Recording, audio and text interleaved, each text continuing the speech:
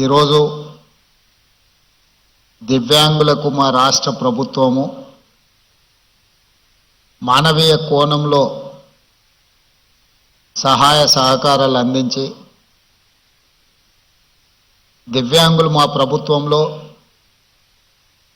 మాలో ఒకరుగా కుటుంబ సభ్యులుగా వారికి సహాయ సహకారాలను అందించి సమాజంలో ఆత్మగౌరవంతో నిలబడే విధంగా సమాజంలో వాళ్ళు ఎదుర్కొంటున్న సమస్యల్ని పరిష్కరించే విధంగా ఈనాడు 50 కోట్ల రూపాయలతోటి వాళ్ళకు పరికరాలను అందించడమే కాకుండా ఈరోజు సమాజం ఈ రాష్ట్ర ప్రభుత్వం ఒక మానవీయ కోణంలో పనిచేస్తుంది. మానవత్వంతో కూడుకున్న నిర్ణయాలు ఈ రాష్ట్ర ప్రభుత్వం తీసుకుంటుంది.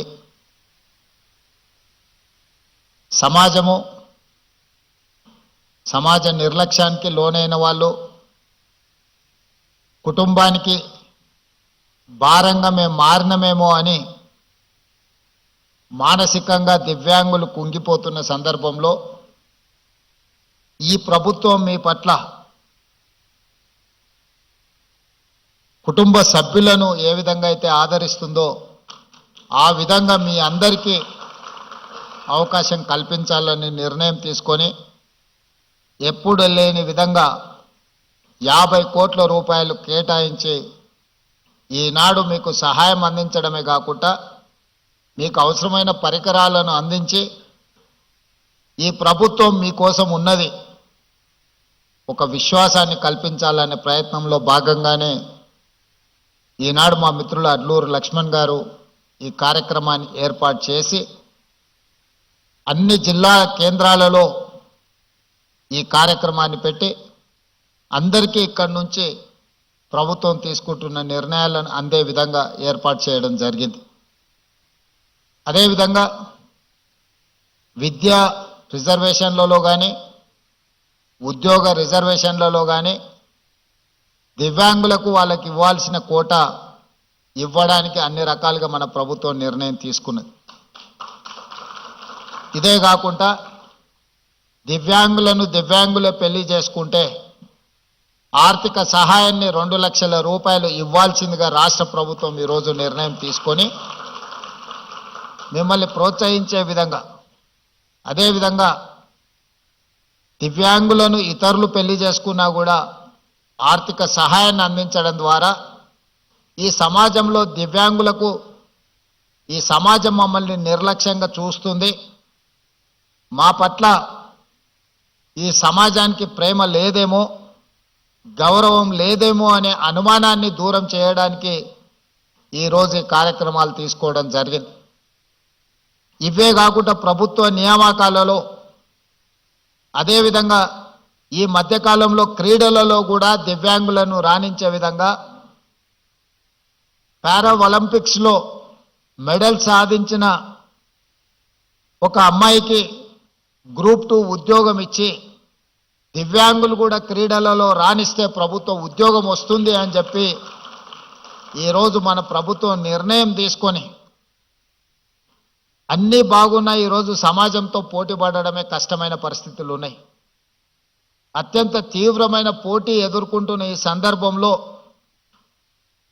ఈ తీవ్ర పోటీ ఉన్న సమాజంలో దివ్యాంగులకు అవకాశాలు రావేమో అని బాధపడాల్సిన అవసరం లేకుండా అది విద్యలో కానీ ఉద్యోగాలలో కానీ క్రీడలలో కానీ దివ్యాంగులు ఏమాత్రం రాణించినా వాళ్ళని ప్రోత్సహించాలని చెప్పి ఈరోజు మా ప్రభుత్వం పనిచేస్తుంది. మీరందరూ ఆత్మస్థైర్యం కోల్పోకుండా ప్రభుత్వం కల్పించే అవకాశాలను సద్వినియోగం చేసుకొని జీవితంలో ఎదగాల్సిందిగా మీ అందరికీ సూచన చేస్తున్నా. మనందరికీ ముఖ్యంగా దివ్యాంగులకు ఒకరే ఒకరు స్ఫూర్తి ఈ ప్రాంతం నుంచి సూదిని జైపాల్ రెడ్డి గారు. ఈ దేశంలోనే ఒక మేధావిగా youngest south Indian best parliamentarian award పొందడమే కాకుండా పరిపాలనలో పట్టు సాధించడమే కాకుండా భాష మీద తనకున్న పట్టును నిరూపించి భారతదేశ పార్లమెంటులోనే ఉత్తమ పార్లమెంటేరియన్గా వారు రాణించగలిగారు. ఏ రోజు కూడా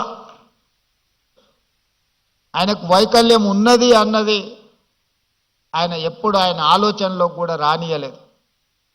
ఈరోజు తెలంగాణ ప్రాంతం నుంచి లేదా తెలుగు మాట్లాడే ప్రాంతాల నుంచి ఒక పివి నరసింహారావు గారు, ఒక నీలం సంజీవరెడ్డి గారితో సమానంగా జైపాల్ రెడ్డి గారు రాణించి సమాజంలో గౌరవం తీసుకొచ్చిండంటే ఈరోజు దివ్యాంగులు అందరూ కూడా జైపాల్ రెడ్డి గారి యొక్క సక్సెస్ను స్ఫూర్తిగా తీసుకోవాల్సిన అవసరం ఉన్నది.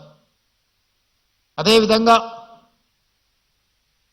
ట్రాన్స్జెండర్స్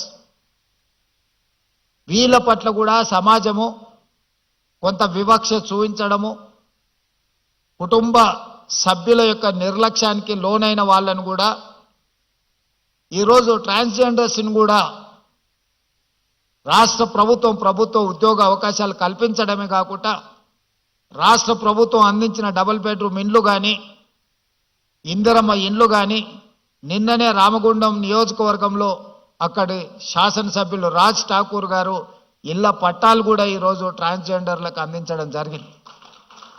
వివిధ శాఖల్లో వాళ్ళకు ఉద్యోగ ఉపాధి అవకాశాలు కల్పించి ఈరోజు వాళ్ళ అభ్యున్నతి కోసం కూడా నిన్నటి వరకు సమాజంలో వాళ్ళ పట్ల చూపించిన వివక్షను ఈరోజు హైదరాబాద్ పోలీస్ కమిషనరేట్ పరిధిలో కానీ మున్సిపల్ కమిషనరేట్ పరిధిలో కానీ వివిధ శాఖల్లో ఈరోజు ఉద్యోగ ఉపాధి అవకాశాలు వాళ్ళకు కల్పిస్తున్నాం. ఈ వేదిక మీద నుంచి నా సహచార మంత్రివర్గ సభ్యులకు నా విజ్ఞప్తి, రాబోయే మున్సిపల్ ఎన్నికల్లో ఎక్కడైతే కార్పొరేషన్స్ ఉన్నాయో ఆ కార్పొరేషన్లో కోఆప్షన్ కార్పొరేటర్స్గా మనము నామినేట్ చేసే అవకాశం ఉంది. అందులో ప్రతి కార్పొరేషన్లో ఒక ట్రాన్స్జెండర్కి కార్పొరేటర్గా నామినేట్ చేస్తే వాళ్ళ ప్రాతినిధ్యం కూడా చట్టసభలలో అవకాశం ఉంటుంది. భవిష్యత్తులో వాళ్ళ సమస్యల గురించి మనం మాట్లాడడం కాదు, వాళ్ళ సమస్యల గురించి వాళ్ళే మాట్లాడే ఒక హక్కు వాళ్ళకు వస్తుంది. తప్పకుండా రేపటి మున్సిపల్ కార్పొరేషన్ ఎన్నికల్లో ఎక్కడికక్కడ కార్పొరేషన్లో కనీసం ఒక్కరినన్నా ఈ థర్డ్ జెండర్ వాళ్ళను మనం కార్పొరేటర్లుగా నామినేట్ చేసి అక్కడికి పంపిస్తే ఈరోజు మైనారిటీ కోటాలో మైనారిటీస్ని మనం కోఆప్షన్ తీసుకుంటున్నాం. వివిధ జిల్లా పరిషత్తుల్లో వివిధ మున్సిపాలిటీలలో మైనారిటీలు ఎన్నిక అవ్వడానికి అవకాశం తక్కువ ఉంటుంది కాబట్టి కోఆప్షన్ మెంబర్స్ కింద మనం వీటిల్లో నామినేట్ చేస్తున్నాం.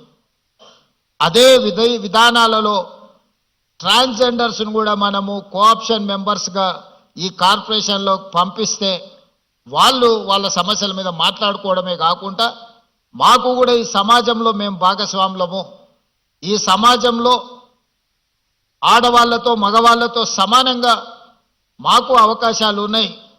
ఈ ప్రభుత్వం మమ్మల్ని కూడా మానవత్వంతో చూస్తుంది, మమ్మల్ని మనుషులుగా గుర్తిస్తుంది, ఈ ప్రభుత్వం మాకు అండగా నిలబడ్డదని వాళ్ళు కూడా భావించే అవకాశం ఉంటుంది. కాబట్టి రేపటి మున్సిపల్ ఎన్నికలలో వాళ్ళని కోఆప్షన్ మెంబర్లుగా మున్సిపల్ కార్పొరేషన్లలో మనము కోఆప్ట్ చేసుకుంటే బాగుంటుంది. ఇది నా ఆలోచన.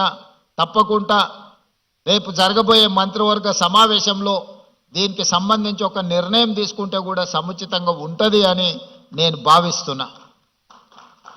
అదేవిధంగా వృద్ధ తల్లిదండ్రులు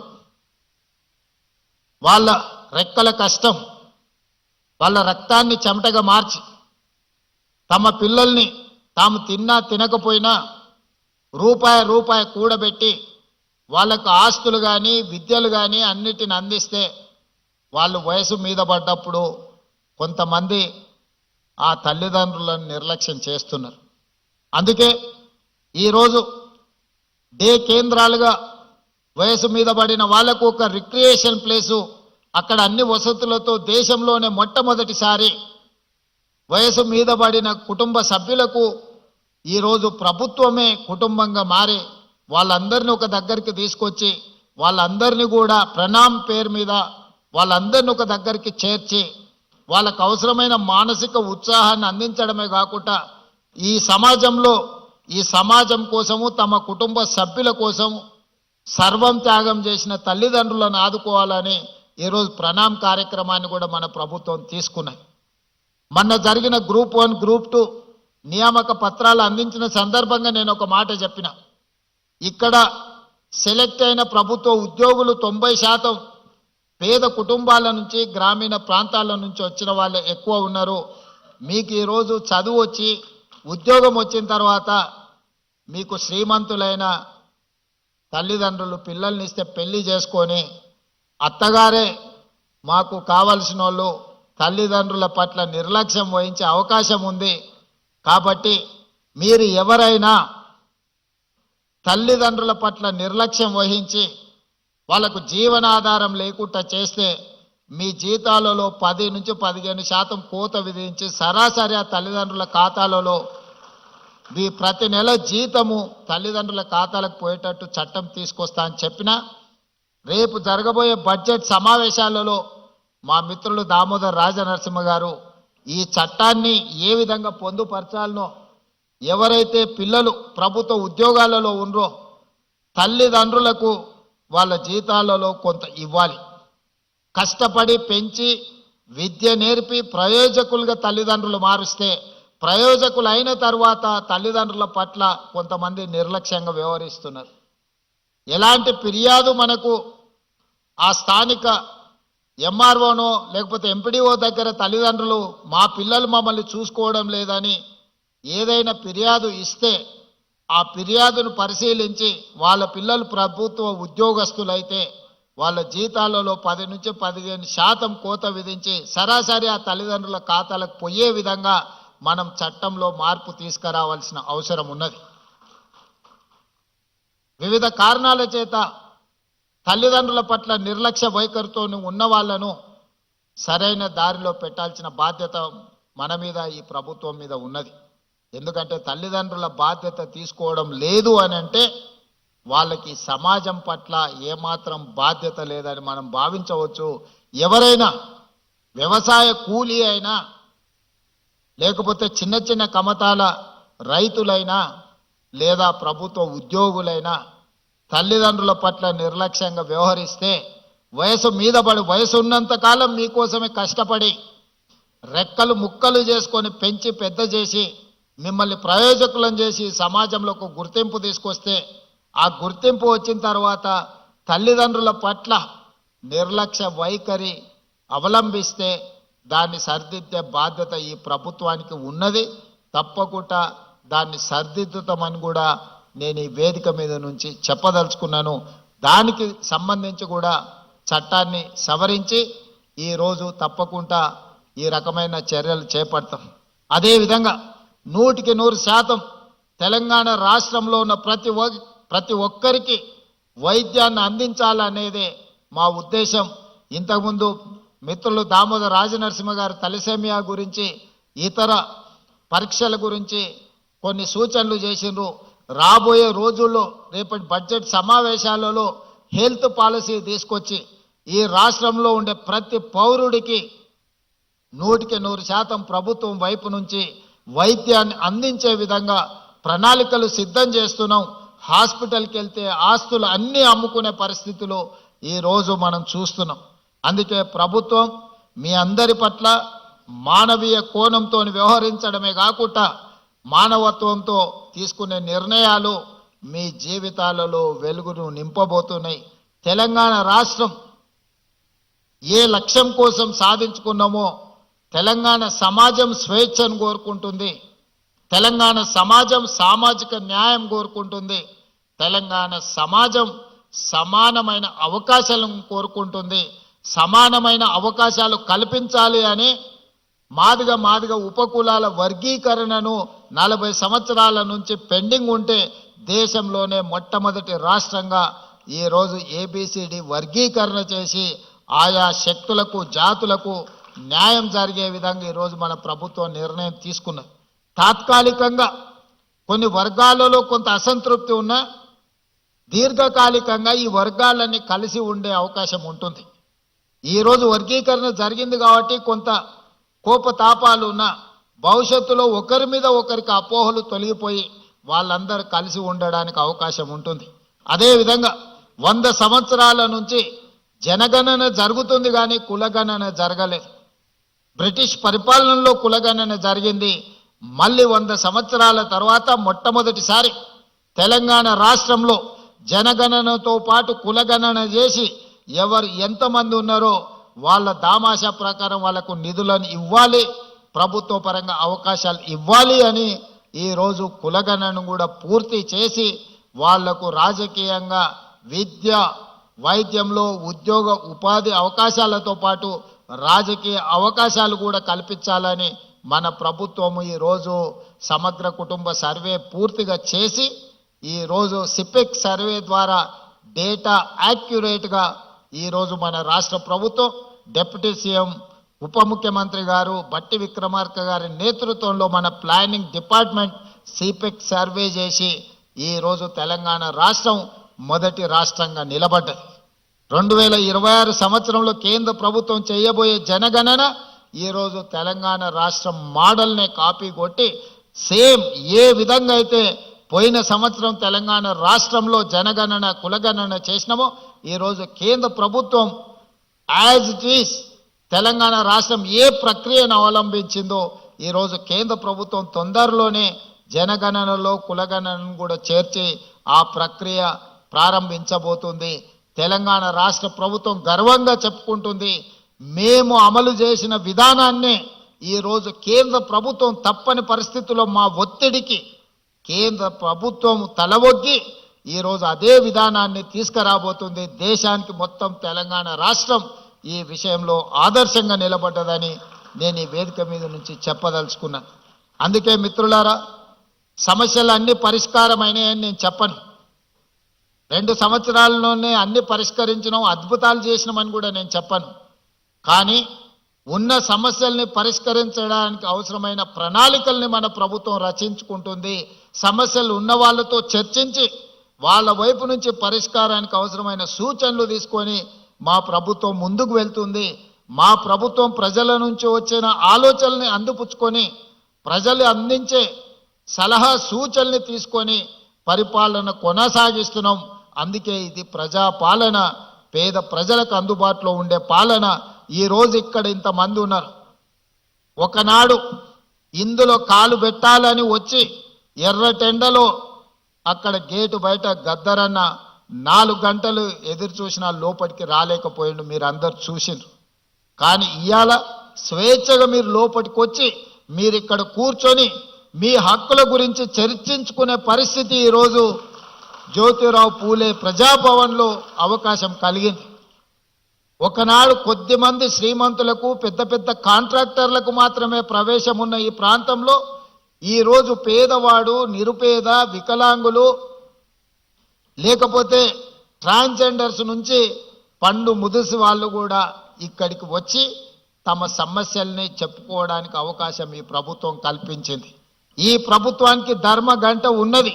సమస్య ఉన్నదని ఆ ధర్మగంట ఎవరు కొట్టినా ఇక్కడ వచ్చి వాళ్ళ సమస్యల్ని వింటాం. ఇది ప్రజా సమస్యల్ని పరిష్కరించుకునే ప్రతి వారంలో 2 రోజులు ఇక్కడ ప్రజా వేదిక నిర్వహించి ఐఏఎస్ అధికారులతో పాటు డాక్టర్ చిన్నారెడ్డి గారు ప్లానింగ్ కమిషన్ వైస్ చైర్మన్, వీలైనప్పుడు మా మంత్రులు కూడా ఇక్కడికి వచ్చి ఆ సమస్యల్ని విని కొన్ని లక్షలాది సమస్యల్ని మనం పరిష్కరించుకుంటున్నాం. ఈ రాష్ట్రంలో సమస్యలు ఉన్నవాళ్ళు ఎక్కడికి వెళ్ళాలోనో తెలియని పరిస్థితి లేదు. ఎక్కడికి వెళ్తే ఆ సమస్యకు పరిష్కారం దొరుకుతుందో ఈ ప్రజలకు స్పష్టత ఉంది. మీ సమస్యల్ని పరిష్కరించడానికి నిరంతరం సచివాలయంలో మా మంత్రులు, మా యంత్రాంగం అందుబాటులో ఉండ్రు. వారంలో 2 రోజులు ప్రజా వేదిక ఇక్కడే నిర్వహించి ప్రజలు సమస్యలను చెబితే వాటిని పరిష్కరించే ఒక వ్యవస్థను ఈరోజు ప్రజలకు అందించడం. ఇంకా చేయాల్సింది చాలా ఉంది. వాటికి అవసరమైన ప్రణాళికలు రచించుకుంటున్నాం. మీ అందరి ప్రభుత్వానికి అండగా నిలబడండి. తెలంగాణ రాష్ట్రాన్ని దేశంలోనే అభివృద్ధి చెందిన రాష్ట్రంగా, ఆర్థికంగా బలోపేతమైన రాష్ట్రంగా, పేద ప్రజలకు అండగా నిలబడే మొదటి రాష్ట్రంగా తెలంగాణ రాష్ట్రాన్ని తీర్చిదిద్దుకుందామని మీ అందరికీ తెలియజేస్తూ ఈ కార్యక్రమంలో పాల్గొన్న లబ్ధిదారులకు, అదేవిధంగా వివిధ జిల్లాలలో ఆన్లైన్లో పార్టిసిపేట్ చేసిన అధికారులకు మా దివ్యాంగ సోదరులకు అందరికీ కూడా మనస్ఫూర్తిగా శుభాకాంక్షలు తెలియజేస్తూ మీ అందరి దగ్గర సెలవు తీసుకుంటున్నా.